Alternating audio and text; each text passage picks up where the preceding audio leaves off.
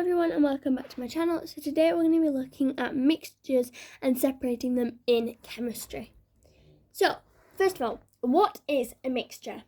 Well, a mixture is two or more elements or compounds which we learned about in previous videos. So if you don't know what they are, it would be a good idea to go check out those other videos on my YouTube channel. And so a mixture is two or more elements or compounds mixed together.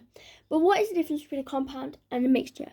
Well, a compound is chemically bonded together, which makes it harder to separate the two or more substances.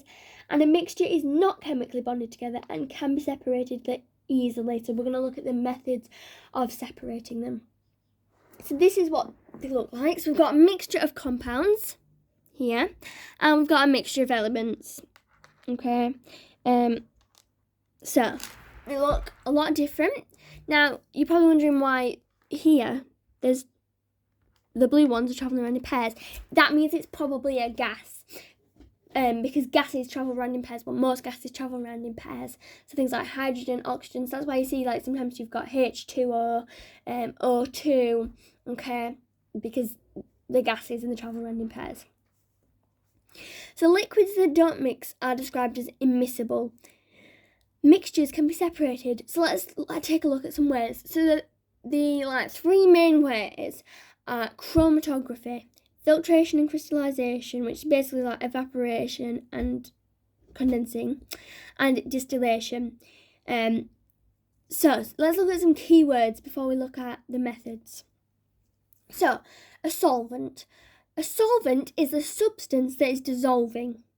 Okay, so basically, say for example you had salt and you're putting it in water. The salt is a solvent because it's doing the dissolving.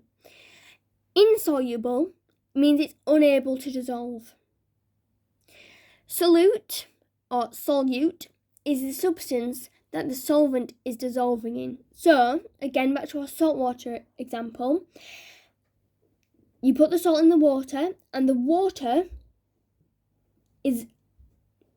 salt is dissolving in the water. So the water is the solute.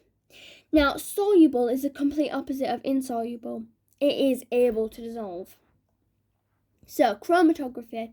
So in some substances, such as ink, different components can be separated out using chromatography. So chromatography can separate different chemicals, such as the different dyes in ink or food colouring. Spots of different dyes are put on a piece of filter paper, and the paper is put in liquid. If the dyes dissolve in water, then water can be used for the liquid.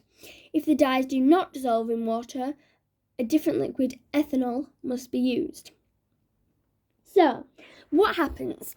Now, at the bottom of your paper, I don't know what's happened. Okay, so what you do is you put a pencil line, okay, and 1, 2, 3, 4, 5, 6, and however many colours you put in.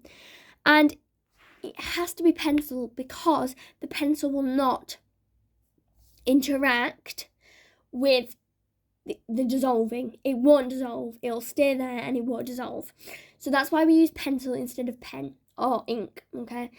And then you put the inks or the colourings on the paper line, the pencil line, and then they will rise up the paper, okay? Like in this example here, they've risen up the paper. So, filtration and crystallization. Filtration separates insoluble solids from liquids.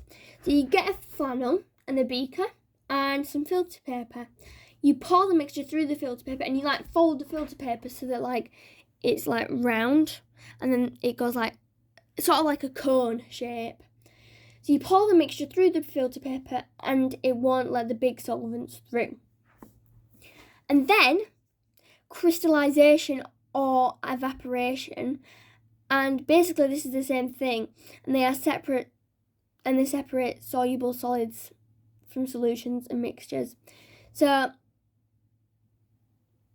you heat the substance with a Bunsen burner and an evaporating dish, and then the liquid will evaporate and the solvent will be left at the bottom and will turn into crystals.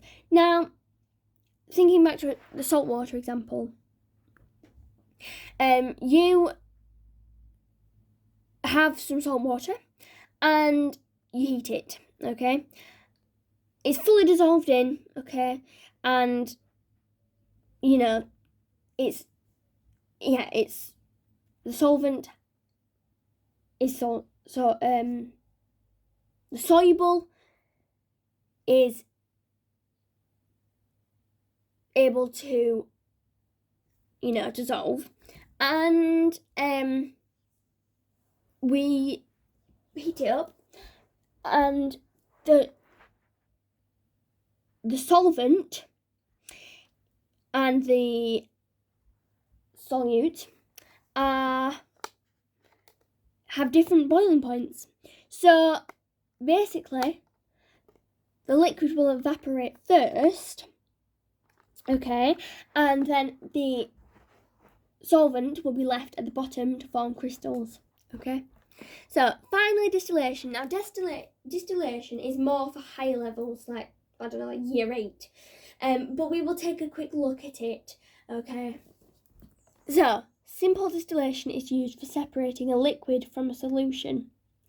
Okay, so there's 2 types of distillation. There's simple and fractional. So simple distillation is separating a liquid from a solution. So solution is basically a mixture of liquids. The solution is heated and the part of the solution that has lowest boiling point evaporates first. So all the liquids have different boiling points.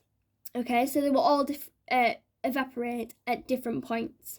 The vapour is then cooled, condensed, and is collected. The rest of the solution is left behind in the solution. Fractional distillation is used to separate a mixture of liquids. Okay, and when we say a mixture, we mean we separate all of the liquids into separate containers. Okay, so you put a mixture in a flask and heat it. Different liquids will have different boiling points. They will all evaporate into separate beakers, and then you will have separated the mixture into different liquids.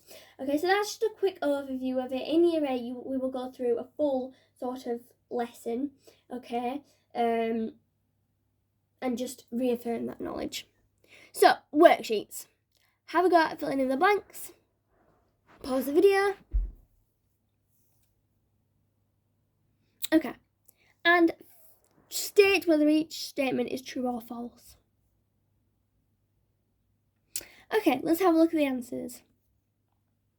So, a mixture is 2 or more elements or compounds, not chemically combined. No reaction between the substances. Mixtures can be separated into the components by chemical means. The properties of a mixture are similar to the properties of its components. So, state whether each is true or false. So, compounds consist of 2 or more elements that are chemically combined. This is true. Compounds have the same properties as the elements they are made from. This is false. Mixtures are difficult to separate. That's false. We've looked at multiple different ways, okay, of how to separate mixtures, and it's pretty straightforward. Mixtures consist of 2 or more elements that are chemically joined together. That's false. Everything consists of at least one of the 100 elements known to exist. That is true. Okay, so that is it for today. I hope you guys enjoyed this video, and I'll see you all next time. Don't forget to subscribe, and bye!